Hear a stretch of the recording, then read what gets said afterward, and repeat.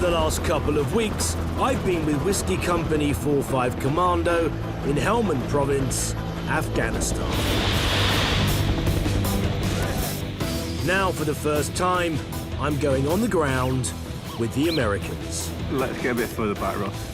Could be an IED, so I think it would be quite wise now for us to move backwards. They're said to be bigger, bolder, and better equipped than the British. I'll be spending time with Kilo Company US Marine Corps as they search for insurgents in a Taliban stronghold in northern Helmand. Explosion just there right now, yeah? Hey, post 3.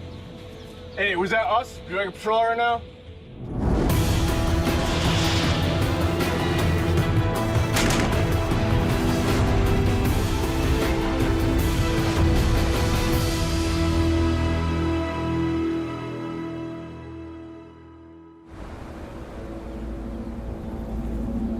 So there's an ID just gone off just there, 12 o'clock, straight down. So give me 5 minutes. Yeah, roger, man. So we've literally been at the patrol base 4 minutes, looked straight out there. As I looked out there, massive cloud of dust and debris, and an IED has just gone off over there.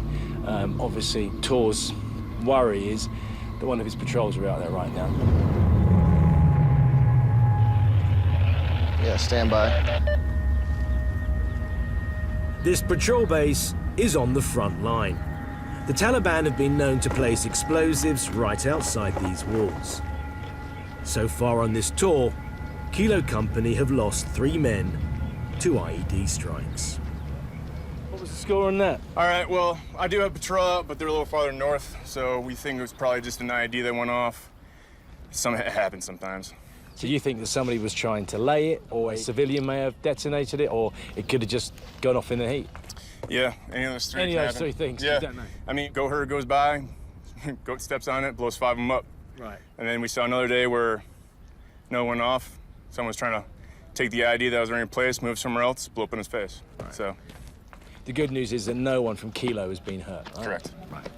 Should we carry on our tour? Yeah, definitely. The patrol base used to be a Taliban headquarters and is named after its insurgent commander's codename, Mirage. This will be home for the 45 men of Kilo Company for the next 7 months. Yeah, no, well, let's not, you know. You all right? These are my guys, probably trying to get away from the heat. Right, Vargas? Antisocial is over. Roger that. It's been a long day, sir. Kilo are part of the 3rd Battalion, the US Marine Corps. They jokingly call themselves the Dirty Third. It's all part of the US Marine grunt philosophy of living rough and fighting hard. Thank you very much for allowing us to spend some time with Kilo, yeah? We appreciate it. Thank you. Cheers.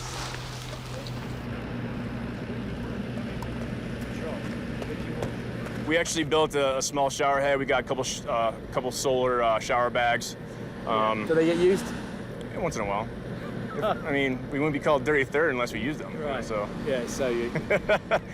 Latrines, these are... What's the score here? Are you in John bags or are you straight into the ground? No, we got burn barrels. You're burning your own shit? Yeah. Burn barrels cause serious sickness, taking more soldiers off the front line than anything else.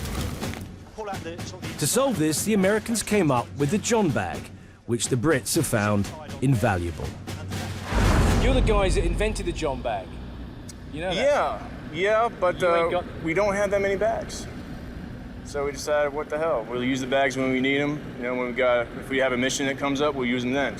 So, Tor, have you had any incidents of diarrhea and vomiting, anything like that, D&V as we call it? Of course. You have, yeah? Oh, all the time. I've had it probably more times I'd rather count. It's usually every 2 to 3 weeks, and it'll last about 4 days. Of course. I'm beginning to wonder where myself and the crew are going to sleep. This is our IDF bunker, in case we take any kind of contact. And actually, this is where I was going to set you guys up for living. It's the safest position in all of the PB. So Very kind of you. So this is where we'll be. This is home for us. But as you can see, reinforced limber, concrete, We do not have that, but we got enough timber.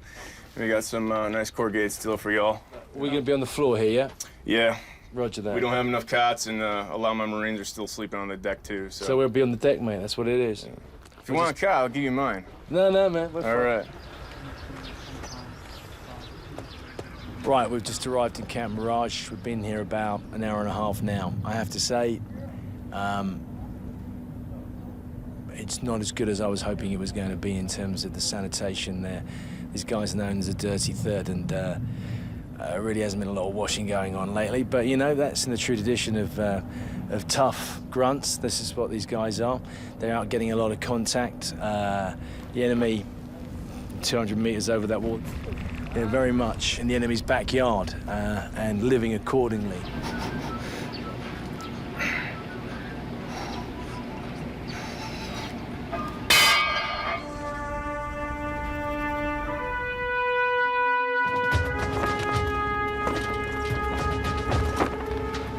Early the next day, I joined Kilo to go on patrol. The US Marines are one of America's finest fighting forces.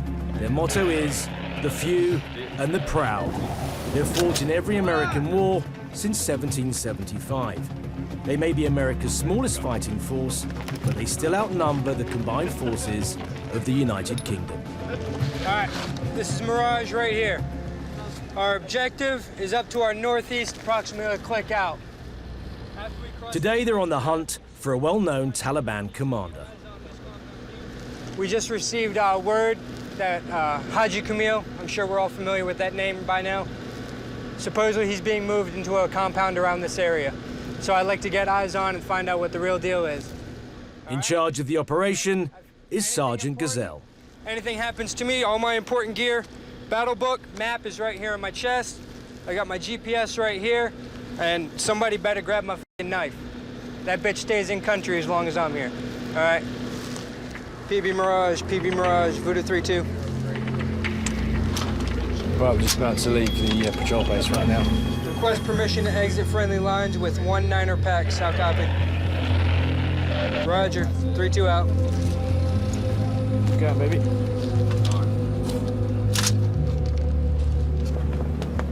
The Taliban are known to maintain 24-hour surveillance on Mirage. Every time these Marines leave the base, they run the risk of encountering a well-organized ambush.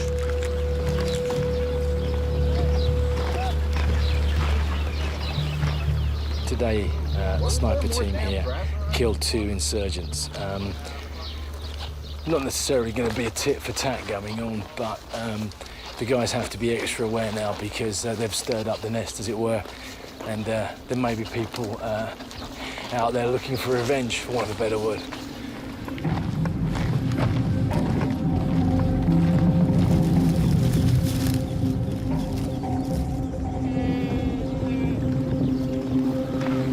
This is America's front line.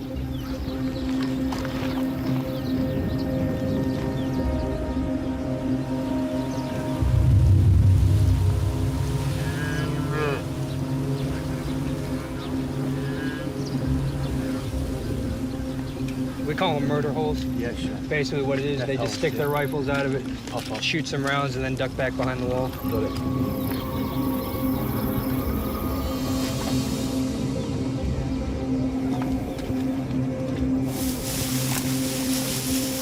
Just like on patrol with the British, there is the ever-present threat of an IED.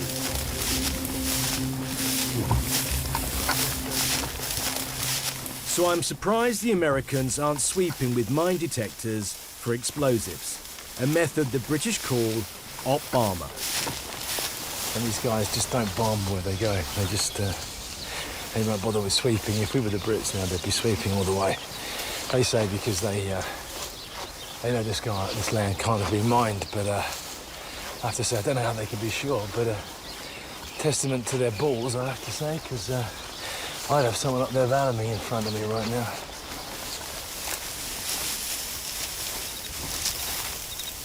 Then we're asked to break formation and cross the field. Without a man in front, each one of us must now pick a new route.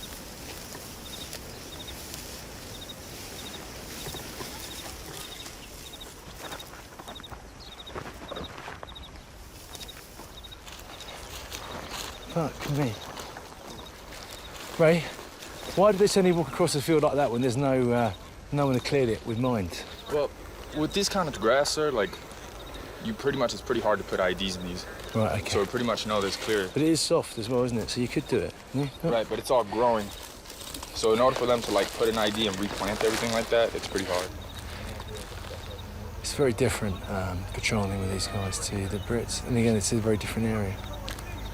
We've just walked across the field without clearing it, without valleying it, man in front. We all just walked across the field. And rightly so, they say, you know, it's highly unlikely because the ground's so high. However, the guys here have had 3 people killed due to IEDs, and numerous people have lost limbs due to IEDs in this part of the Marine Corps, in this area. So, I'm braver than I'd be, that's for sure. These compounds behind the trees right here. Do you know anybody that lives in there? The Marines continue to search for the Taliban commander, Haji Kamil. Is the name Haji Kamil? Do you know that name? No. No? You don't know him either? Alright. What about you? You know anybody that lives over there? When was the last time you heard him? You don't know?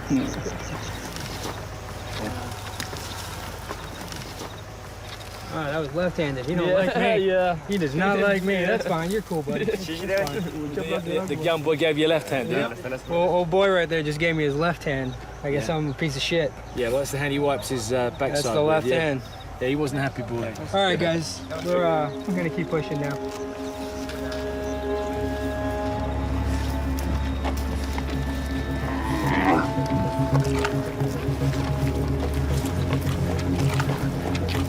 Look up!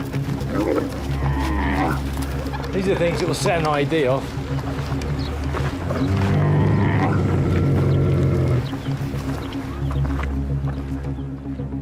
We make our way back to the patrol base through the nearby village, Salam alaikum. where the locals continue to give us the cold shoulder. They just don't want the troops here. They just don't want it. So you can just tell in their eyes. They may smile a little bit, but they just don't want it. They just don't want ISAF here. They really don't. But it's not really that surprising. Many of them are in fear of their lives because these small villages are often controlled by the Taliban. In fact, some of them probably are Taliban.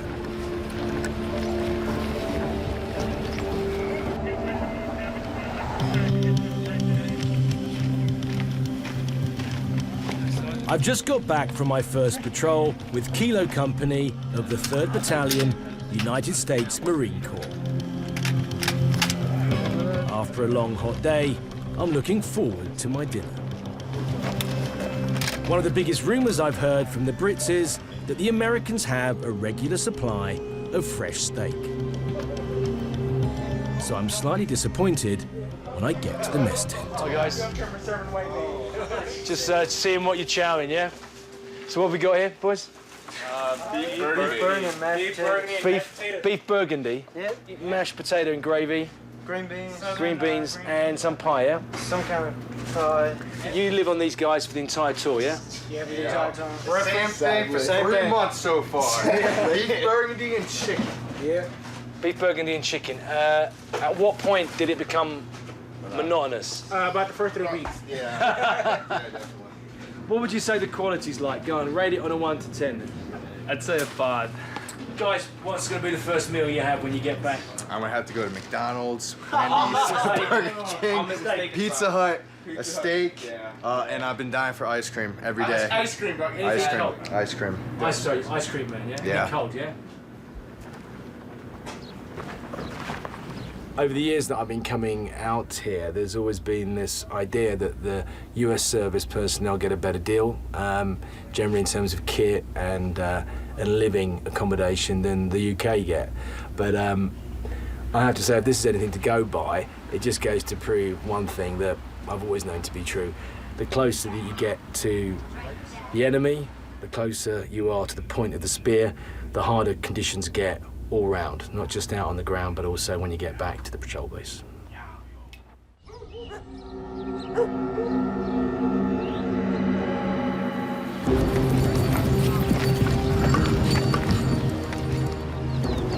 next morning, Sergeant Gazelle is keen to show me Kilo's pride and joy. Ever since President Obama sent more troops to the region, known as the Surge, American soldiers have been relentlessly pushing back the Taliban. We're making our way to patrol base Padlik, an isolated observation post deep in enemy territory. Gazelle and his men will be stationed here for the next 6 days. This is our castle right here up on the hill. All handmade. 3 squads, 2 weeks. How did you get the HESCO here?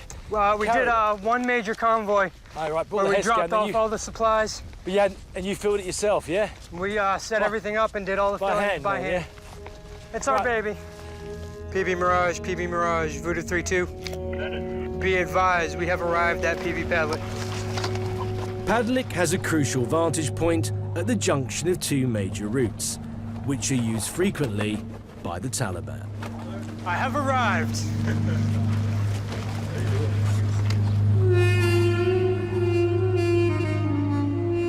This is the entrance to Padlik. A look around. Yeah, it is one of the highest features. Get a great view of Mount Doom to the north and the valley, and in fact the wadi that runs all the way from the patrol base in Musakala. But I'm a river sniper's dream up here right now. The plus side of being on top of a hill is that you can see the enemy.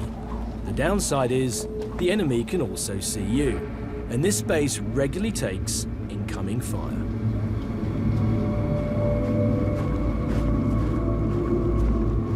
As we head back, the Marines spot a suspicious-looking vehicle. Just going to check him out, search his vehicle, talk to the individual inside, over. Hey, listen. I don't know what you're doing here, but I don't like it. Because seeing this truck where we got shot at and seeing these wires makes me uncomfortable. Are you trying to hurt my Marines? Are you trying to hurt my Marines? Hey,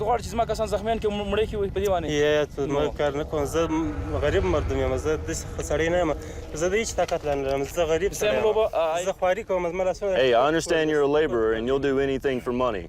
So this is what I'm going to tell you to do.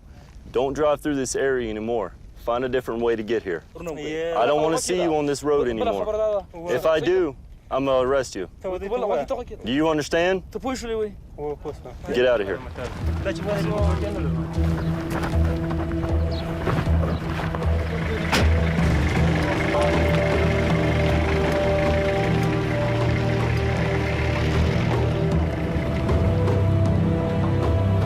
I came here expecting to see major differences between the way the Americans and the British operate. But ultimately, they're all professional soldiers doing their job, risking their lives to get results a long way from home. It's been quite a tough time with the US Marines. They live quite hard and they're certainly a tough bunch of guys. Didn't really get into a lot of contact, but you know, the threat was omnipresent at all times. And really, the people around here really aren't that friendly, I have to say. They really don't want anybody here. They don't want ISAF here, and they want the Taliban here. But before I leave Mirage, Tor wants to show me one last thing. While I've been here, I've noticed that Kilo share their base with members of the Afghan National Police. As part of their new tactic, uniformed officers patrol dressed as Taliban.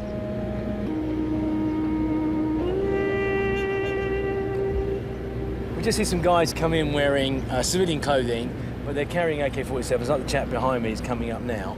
Now, who are they? They're the ANP, Afghan National Police. Sengay. Isn't it a problem in terms of sending a guy out looking like this? So, to all intents and purposes, he looks and dresses like a member of the Taliban. Yeah, he does. But that's one of the ways that we can ambush him, because the Taliban don't know the difference either. So as long as we know the difference, then they don't. Well, Commander. Is the commander? This is commander, yeah. Sengay, Jordi.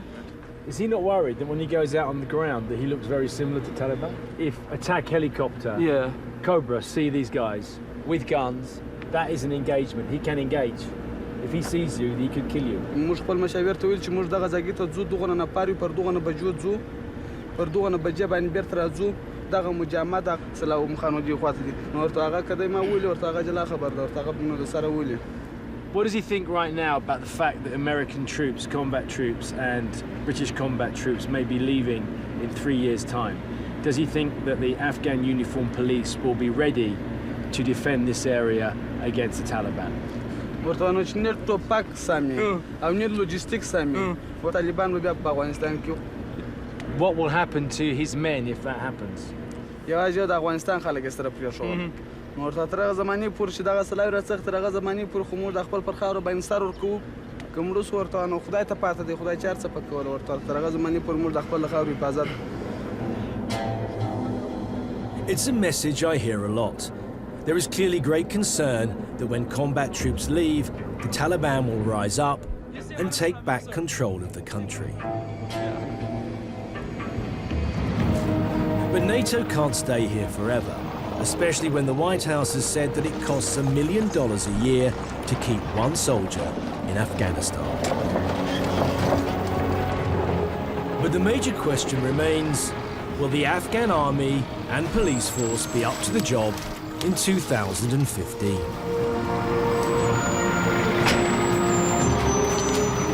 To answer this question, I'm going to Kabul to meet the man tasked with making sure that the Afghans can stand on their own 2 feet.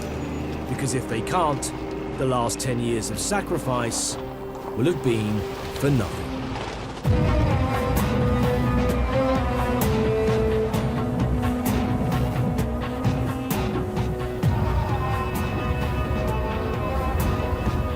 Kabul, the capital of Afghanistan.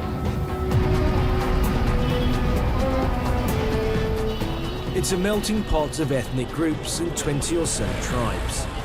These groups have their own dialects, customs, and hierarchy. The differences between them have been the cause of much of this country's bloody history. Afghanistan has also suffered countless invasions by foreign powers, the last by the Russians, evidence of which lies all over Afghanistan. There has been no peace here for over 30 years. So it's a tall order to expect this divided country to pull together and run itself. But there is one man here who's trying to make that happen. Run away to meet General Caldwell, commando of the NATO training mission here in Afghanistan. He's also commanded the 82nd Airborne and the Rangers, and he's the longest-serving, highest-ranking member of ISAF here presently. He also has one of the most toughest jobs, training the Afghan National Army and the Afghan National Police so that they will be able to take total control of the security of this country in 2015.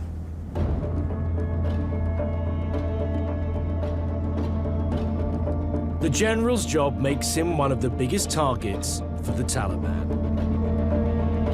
He travels everywhere with a large security presence. He's agreed to let me spend time with him to get an insight into the challenges he and the Afghans face. Over the last 8 years, we've procured just over 50,000 vehicles for the Afghan military. In the next 8 months, another 25,000 more vehicles are coming in. We're going to bring in 8 months, half of what it took us 8 years to bring in here. General Caldwell and his staff have the responsibility of doing this job at a time when political pressure is mounting. There is a global recession, the war is costing a fortune, and many believe that the money could be better spent at home. The estimate right now is we're spending $110 billion a year for our presence here in this country. And so if we can bring that down to about $1 billion or $2 billion, perhaps 3, you know, the savings is phenomenal. To do this, the general has been given an additional annual budget of $12 billion to train up the Afghan army and its police. An incredible amount of money that's being spent, isn't there? Enormous investment.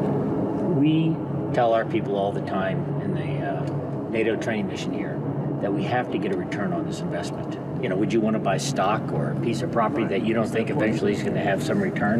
Well, that's the whole point. But where do you perceive that return coming from in terms of keeping the insurgency out of this country? Well, the real return will be is if they're able to handle the level of insurgency. I think there will always probably be some residual amount here, but if they can handle it themselves without a great deal of coalition support. It's going to save the United States a lot of money. But the problem is, and as people saw, you know, when the Russians left here, they left a heck of a lot of equipment, tanks and aircraft. Yeah. All of them quickly fell into disrepair. Ultimately, $1 billion worth of equipment is sitting there rusting away. Yeah, according to... That's not a legacy that you want, is it? No, it's not. They had about 300 jets. 300 jets. MiGs.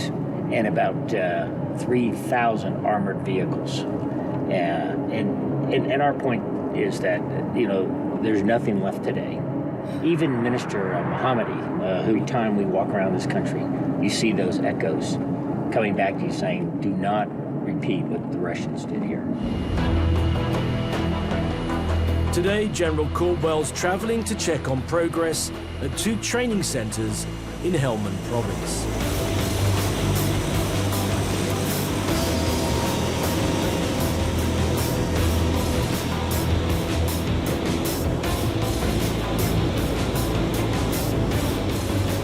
The stakes are high. If his plan fails and Afghanistan is unable to defend itself, then the last 10 years of sacrifice will have been for nothing. We're leaving Kabul to travel first to Camp Bastion and then on to Lashkar.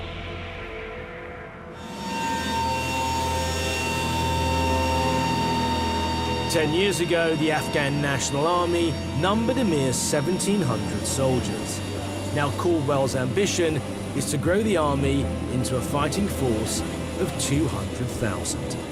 The one thing the general found out early on is that 90% of the Afghan army and police were illiterate. In order to build an effective army, he realized an important initiative missed by his predecessors: to teach them to read and write. Because without these basic skills, they can't operate weapon systems, read maps, write orders, or collect information.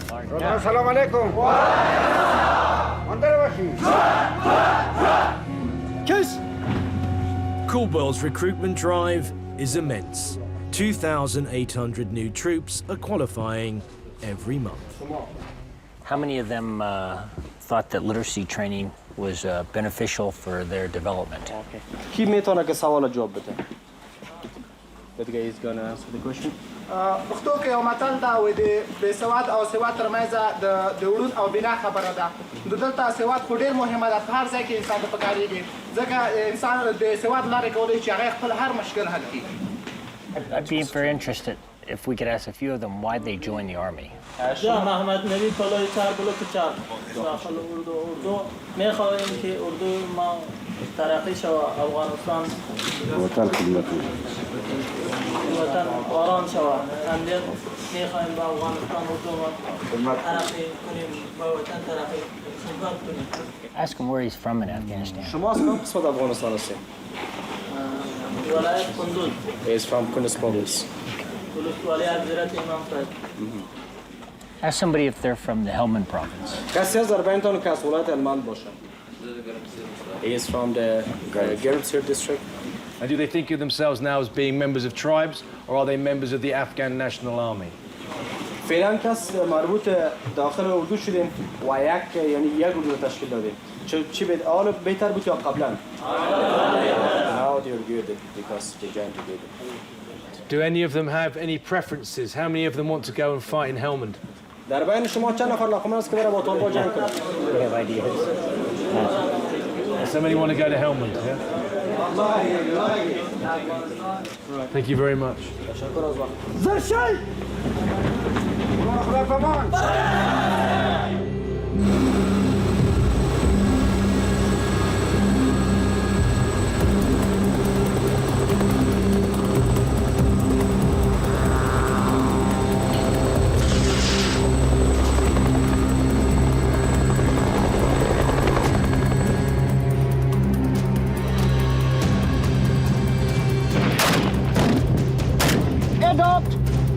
Sitting position. All new soldiers are put through an intensive 8-week course.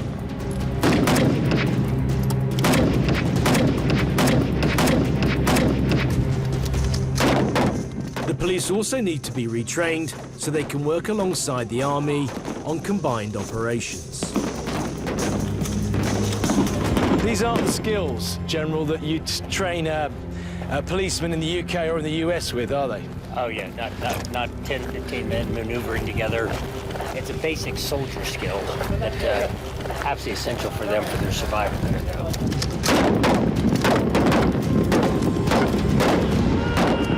But training the security forces to defeat the Taliban is one thing. For the country to survive in the long term, there also needs to be a solid infrastructure.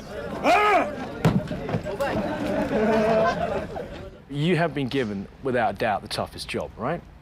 It is. It's challenging. You know, we're all brought up in our military careers to be the combat leaders.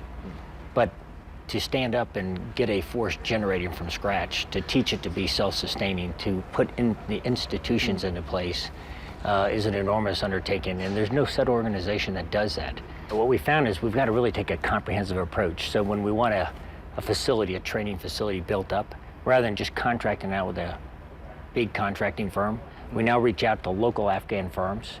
We contract with them to come in and build portions and pieces of this. Now the local community sort of owns this. So it's not the actual soldiers that are doing this, it's actual locals that you're bringing in. Absolutely. And then when we bring them in, we partner them up with engineers from all of our different nations that teach them the basic skills that they need. It now belongs to them. They take ownership of it, and it's an Afghan facility, not a coalition facility. So standing up a logistics systems, we are just really beginning to do that now. A maintenance system, a medical system. You know, those are the things that will ensure that this investment lasts. This truck here, for example, I mean, a harvester truck, this is probably one of the most expensive heavy-duty trucks you can buy today on the open market. And we've been giving, you know, literally thousands of these to the Afghan army. The key is, can they now maintain this themselves so that 10 years from now, when you and I are back here, you know, we're still going to see these vehicles. I want them to have the supply part depot when they have a system that delivers it down to the mechanic that then puts it on the truck and keeps the truck functioning. And I want them to do it all. Yeah, but that isn't going to happen in 3 years, is it, sir? It's not. I mean, what we want... We know that. I mean, that's realistic. That's right. And we're being realistic, yeah. We are. And what we have said is combat forces cease operations at the end of 2014. Yeah. But that our mission does not end in 2014. Rather, it's just an evolution of what we're going to be doing, working here with our Afghan counterparts. My time with the General is at an end. I want to find out just how good this new Afghan National Army actually is. In 4 days' time, the Afghan National Army are launching a major offensive to secure territory from the Taliban. I'm joining them to see for myself how this new army can operate on its own and how ready they will be to take over the security of the country in 2015.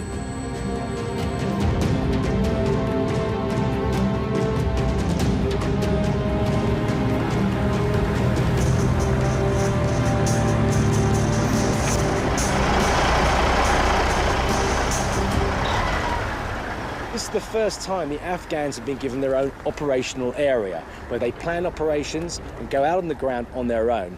The ISAF role here is basically to stand back and advise and train and only offer support if they're really, really needed. This is basically a template for the future role of ISAF in Afghanistan.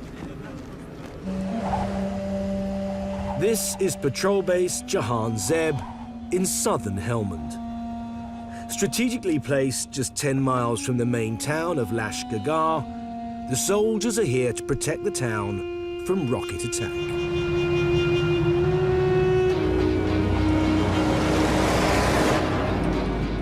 From this base, 40 British and American troops advise a battalion, or Kandak as it's known, of 600 Afghan National Army soldiers.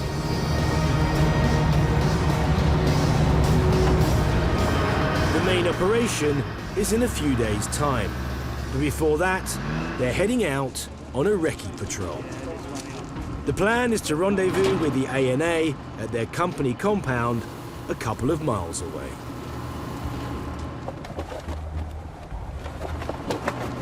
Okay, our mission is to go on a mentor patrol to HQ Tole. Colour Sergeant Ian Fisher of 3 Mercian is giving orders to his men. What I want to do is break out the ground again, so we'll go out static, and myself and Chosen 5-6 will go firm in and around those 2 compounds just north of us, overwatch the ground, and then push you 2 forward, okay, into that compound there. Once at 2426, we'll sit down, have a chinwag with the commander of that Tole, find out exactly what his plan is on the ground and where he wants to go, and then back him up, and obviously SOPs accordingly. As this is going to be an Afghan-led patrol, the men from the Mercian Regiment will only step in if they feel the ANA are not able to deal with the situation.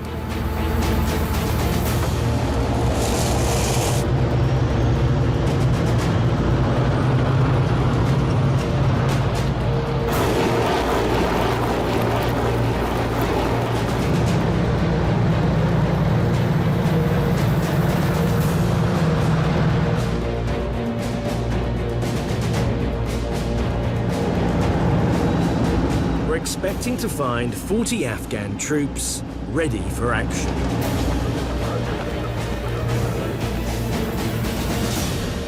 But when we arrive, there's only 5.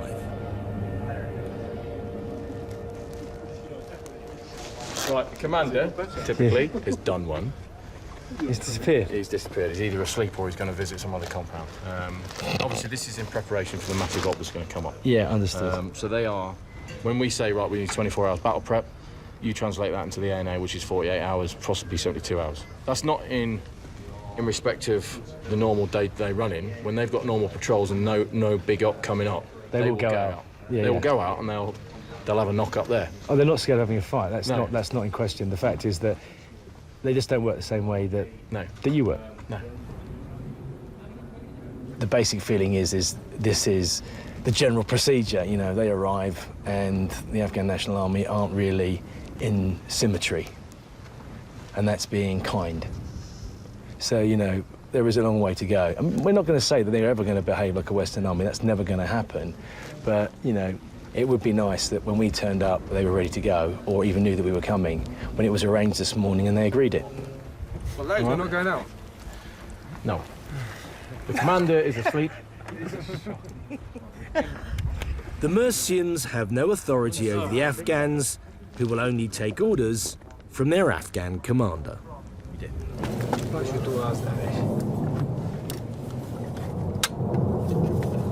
It seems without their commander, they're at a loss at what to do. And so are we. Advisor 43 Alpha, Roger. We've turned up at HQ Tole's location. Effectively, they were in bed. They're all up now, but they're claiming that they haven't been told about the patrol today. And so, Captain is now getting on the net to speak to the Major, who was with them in the meeting this morning, where it was arranged that we would go out on this patrol to find out what's been lost in translation. Just wanting some clarification from your end, whether or not it was actually agreed with the Kandak CO that they patrolled today. Then the commander suddenly appears with some more troops. Okay, so we're going on patrol? And they line up to go on patrol.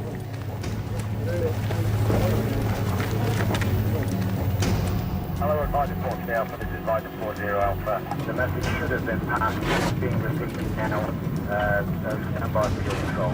Over. Advisor 43 Alpha, Roger out. Roger, 10. Okay, bro.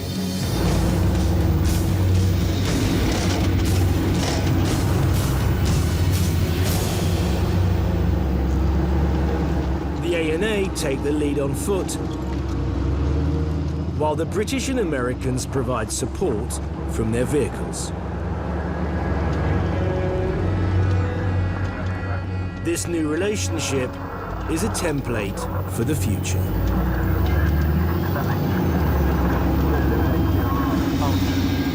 I'm in a Jackal, an open-top armoured vehicle.